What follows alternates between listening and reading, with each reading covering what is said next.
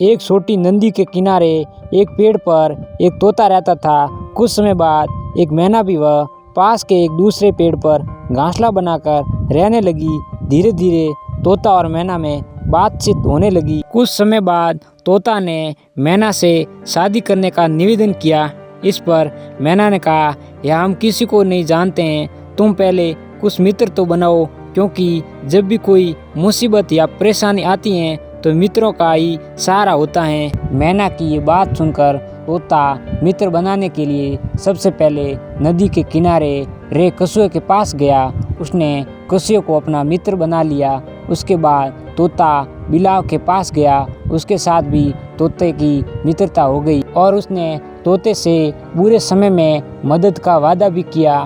कछुए और बिलाव से मित्रता के बाद तोता मैना के पास आया और उससे शादी कर ली। वह दोनों नदी के तट पर जिस जगह कछुआ रहता था उसके पास स्थित बरगद के पेड़ पर घोंसला बनवाकर एक साथ रहने लगे। कुछ महीनों के बाद मैना ने दो बहुत ही सुंदर बच्चों को जन्म दिया।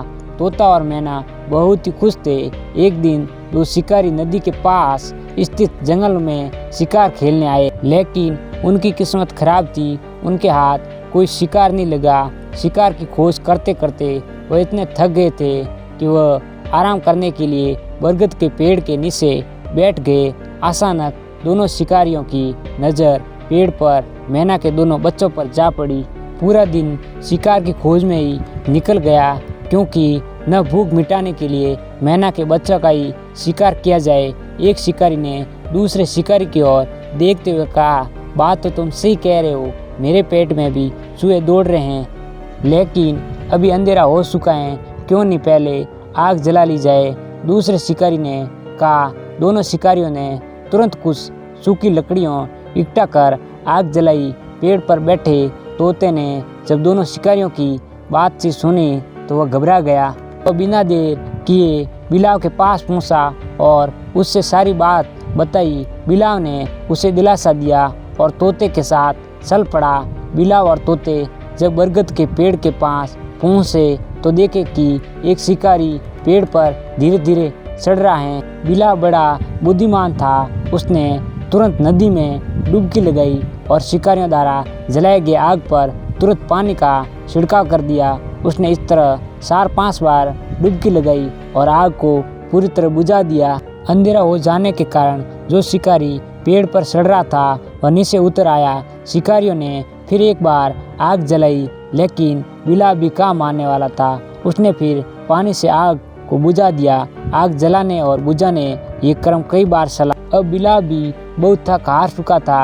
अब तोता भागते भागते अपने मित्र कछुए के पास पहुंचा और उसे अब तक का सारा हाल कह सुनाया। तो कछुआ भी मदद करने के लिए तैयार हो गया। कछुआ बिना डरे शिकारियों के सामने जाकर खड़ा हो गया। दोनों शिकारियों ने इतना बड़ा कछुआ देखा तो उनके मन में लालच के लड्डू फटने लगे।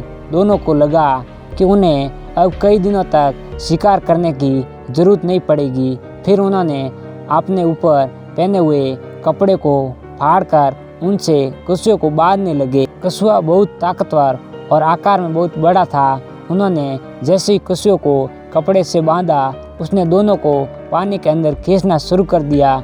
दोनों गिरते लुढ़कते नदी के पानी में खींचने लगे। तभी अचानक एक शिकारी चिल्लाकर बोला, अगर जिंदा रहना चाहते हो तो कमर के नीचे पहने हुए कपड़े को खोल दो। ये कहकर दोनों ने अपने कमर नीचे कपड़े को भी खोल दिया। इसी तरह दोनों शिकारी मरते मरते बचे। दोनों शिकारी भूखे पेट ही बिना शिकार घर लौट गए। इसी तरह तोते के मित्रता की वजह से मैना के बच्चों की जान बच गई। मित्रों, इस कहानी से हमें ये शिक्षा मिलती है कि जीवन में कुछ अच्छे मित्र का होना बहुत ही ज़रूरी है। जब भी कभी भी मुसीबत का समय आता है तब मित्र ही मदद करते हैं। ऐसा व्यक्ति जो आपको बहुत ही अच्छा मित्र होने का दावा तो करता है, लेकिन मुसीबत या समस्या आने पर आपसे किनारा कर लेता है, वह कभी आपका मित्र नहीं हो सकता है।